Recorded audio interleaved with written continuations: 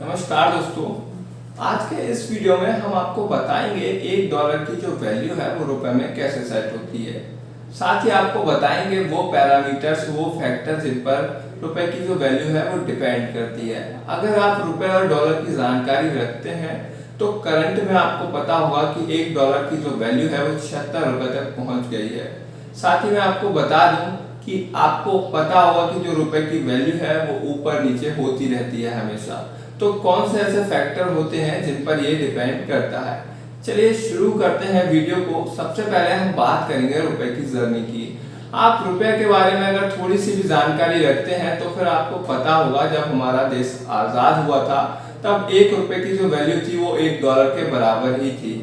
फिलहाल उसके पीछे एक रीजन ये भी था, उस टाइम पे ब्रिटिश शासन था देश में और दूसरे देशों में भी ज्यादातर डॉलर ही यूज होता था। तो जितना भी एक्सपोर्ट इंपोर्ट या जो भी बिजनेस दूसरे देशों से चलता था वो ब्रिटिश सरकार करती थी। हो सकता है इसीलिए पहले $1 की जो वैल्यू है वो $1 के बराबर हो। फिलहाल जब 1948 में भारत की पहली भारतीय सरकार बनी, जब भारतीय सिस्टम बना तो सरकार को सबसे पहले पैसे की जरूरत थी देश में सिस्टम को लागू करने के लिए, देश में सरकार को चलाने के लिए। तो क्या किया भारत ने, एक फिक्स एक्सचेंज रेट सिस्टम जो है वो लागू कर दिया, जिसमें सरकार जो थी वो रुपए की वैल्यू सेट करती थी डॉलर के मुकाबले, जिससे कि एक्सपोर्ट बढ़े या फिर फॉरेन रिजर्व बढ़े। फॉरेन रिजर्व क्या है आगे हम जानेंगे वीडियो में।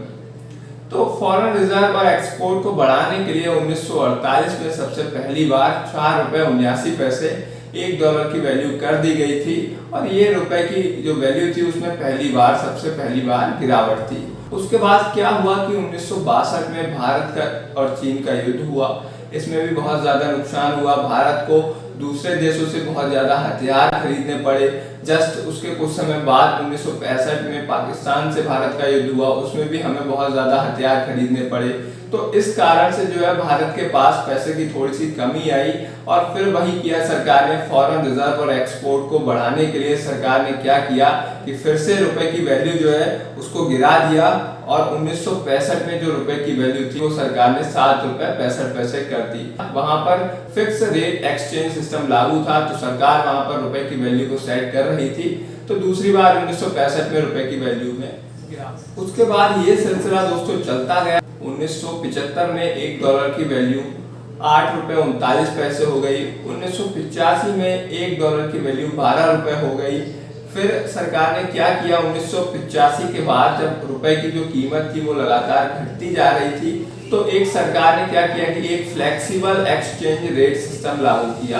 फ्लेक्सिबल एक्सचेंज रेट सिस्टम क्या होता था कि यहाँ पर मार्केट के हिसाब से तय किया जाता था कि मार्केट में कैसा एक्सपोर्ट चल रहा है, कैसा सरकार के पास फॉरेन रिजर्व है, सारी चीजों को देखते हुए मार्केट के हिसाब से तय किया जाता था कि $1 की जो वैल्यू है वो रुपए में कितनी रहेगी। जैसे ही सरकार ने 1993 में फ्लेक्सिबल एक्सचेंज रेट सिस्टम लागू किया तो 1995 में $1 की वैल्यू जो थी मार्केट के हिसाब को देखते हुए एक्सपोर्ट को बढ़ाने के लिए ₹31 कर दी गई। वही वैल्यू जो थी वो 2010 में ₹45 हो गई। इसी को दिखाते हुए भारतीय जनता पार्टी की जो सरकार थी बहुत ज्यादा विरोध हुआ था और उन्होंने क्या कहा कि हम रुपए की जो वैल्यू है उसको बढ़ाएंगे। 2014 में जब भारतीय जनता पार्टी की सरकार आई थी तो एवरेज $1 की जो वैल्यू थी वो ₹58 थी और उसके बाद 2018 में $1 की वैल्यू ₹69 हो गई और वही डॉलर की वैल्यू आज $76.67 तक पहुंच चुकी है। तो दोस्तों अगर हम मेन फैक्टर की बात करें तो वो है एक्सपोर्ट और इंपोर्ट। जो देश एक्सपोर्ट ज्यादा करते हैं उनकी करेंसी की वैल्यू हमेशा ज्यादा रहती है और जो देश इंपोर्ट ज्यादा करते हैं उनकी करेंसी की वैल्यू डाउन होती रहती है। भारतीय रुपए की वैल्यू ₹76 तक आ चुकी है, हो सकता है इससे और ज्यादा नीचे भी जाए। अब हम बात करते हैं एक्सपोर्ट और इंपोर्ट की, तो उसी के साथ जुड़ा हुआ है फॉरेन रिजर्व। फॉरेन रिजर्व बहुत ही ज्यादा मेन फैक्टर है रुपए की वैल्यू सेट करने के लिए और उसके साथ जुड़ा हुआ है करंट अकाउंट डेफिसिट यानी कि चालू खाता घाटा। चालू खाता घाटा भी मेंटेन करना या फिर मैनेज करना सरकार के लिए बहुत ज्यादा जरूरी होता है। सबसे पहले अगर हम फॉरेन रिजर्व को समझाएं आपको तो फॉरेन रिजर्व क्या है। फॉरेन रिजर्व दोस्तों विदेशी मुद्रा भंडार है। जिस देश के अंदर एक्सपोर्ट ज्यादा होता है उस देश के अंदर दूसरे देश की मुद्रा यानी कि दूसरे देश की जो करेंसी है वो ज्यादा आती है। क्योंकि अगर हम इंटरनेशनल करेंसी की बात करें तो वो या तो यूरो है या फिर डॉलर है। अगर डॉलर हमारे देश में आएंगे तो उसकी वैल्यू ऑटोमेटिक यहाँ पर आकर बढ़ जाएगी, जिससे हमारे देश की करेंसी का जो वैल्यू है वो ऊपर उठेगा। तो सिंपल है कि जिस देश का एक्सपोर्ट ज्यादा होगा उसका फॉरेन रिजर्व ज्यादा होगा, और जिसका फॉरेन रिजर्व ज्यादा होगा उसकी करेंसी की वैल्यू ऑटोमेटिक बढ़ जाएगी। फिलहाल भारत की जो करेंसी है उसकी वैल्यू इतने नीचे क्यों जा रही है, उसके पीछे बहुत अच्छा रीजन है, या फिर उसके पीछे बहुत सही रीजन है जो मैं आपको बता रहा हूँ। भारत का 2018-19 का इंपोर्ट है वो है 514 बिलियन यूएस डॉलर का, और वहीं भारत ने जो एक्सपोर्ट किया है दोस्तों वो किया है 330 बिलियन यूएस डॉलर का। यहाँ पर देखिए बहुत ज्यादा जो फर्क है उसी की वजह से हमारा फॉरेन रिजर्व कम रहता है और करेंसी की जो वैल्यू है वो लगातार घटती जा रही है। अब मैं आपको यहाँ पर बता दूं, सबसे ज्यादा हमें जो प्रॉब्लम हो रही है वो हो रही है कच्चे तेल की बढ़ती कीमतों की वजह से। पूरे 18-19 में या फिर पूरे वित्तीय वर्ष 18-19 में सरकार ने 514 बिलियन यूएस डॉलर का इंपोर्ट किया है। उसी के अंदर अगर हम देखें तो सरकार ने 165 बिलियन डॉलर का केवल और केवल कच्चा तेल मंगाया है, जिसकी वजह से देश की करेंसी की वैल्यू जो है वो घटती जा रही है। अब आपको इस बात को देखना है कि जब कच्चे तेल की कीमतें बढ़ती हैं तो फिर सरकार पर भी दबाव बढ़ता है और जिससे देश के अंदर भी महंगाई बढ़ती है। तो दोस्तों फॉरेन रिजर्व तो आप समझ गए होंगे कि जिस देश का एक्सपोर्ट ज्यादा होता है उसका फॉरेन रिजर्व ज्यादा रहता है, और फॉरेन रिजर्व से ही हमारी करेंसी की वैल्यू सेट होती है।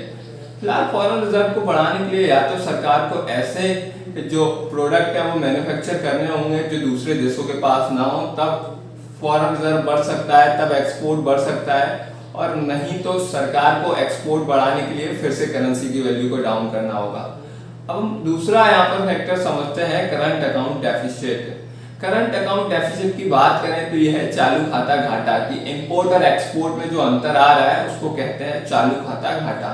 तो 2018-19 तक एक सर्वे के अनुसार 2.7% चालू खाता घाटा यानी कि करंट अकाउंट डेफिसिट की जो रेट है वो रही है 2.7% तक जो है सरकार को घाटा रहा है।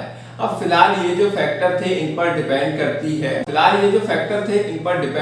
है डॉलर की वैल्यू जो सेट होती है, इन्हीं से सेट होती है। रुपए की वैल्यू ऊपर होती है, नीचे होती है, यही सारे फैक्टर हैं। हो सकता है इसमें बहुत सारे छूट गए हों, फिलहाल जो मेन फैक्टर है वो हमने आपको बताए हैं। अगर आप ये भी जानना चाहते हैं कि एक आम आदमी पर क्या फर्क पड़ता है रुपए की वैल्यू जो है वो ऊपर नीचे होने से, तो मैं आपको समझा देता हूँ कि जब 1 रुपए की वैल्यू या फिर जब डॉलर के मुकाबले रुपए की वैल्यू 1 रुपए नीचे जाती है, जो हमारी तेल कंपनियां हैं उन पर 8,000 करोड़ रुपए का जो है वो इफेक्ट बैठता है। जब हमारी जो रुपए की वैल्यू है वो 1 रुपए नीचे जाती है तब, और उससे क्या होता है कि 8,000 करोड़ रुपए का जो इफेक्ट होता है वो आप पेट्रोल की कीमत उससे बढ़ती है, आपकी गाड़ियों में फर्क पड़ता है, महंगाई बढ़ती है, किराया बढ़ता है उससे, और इस प्रकार से जब रुपए की वैल्यू डाउन होती है तो महंगाई भी बढ़ती है। तो यही सारे फैक्टर रहते हैं डॉलर और रुपए के बीच में। अगर आपको वीडियो पसंद आया हो हमारा तो लाइक जरूर कीजिए, शेयर कीजिए और साथ ही कमेंट करके बताइए वीडियो आपको हमारा कैसा लगा। फिर मिलते हैं अगले वीडियो में, तब तक आप हमारे चैनल को सब्सक्राइब करके लाइक का बटन दबा सकते हैं।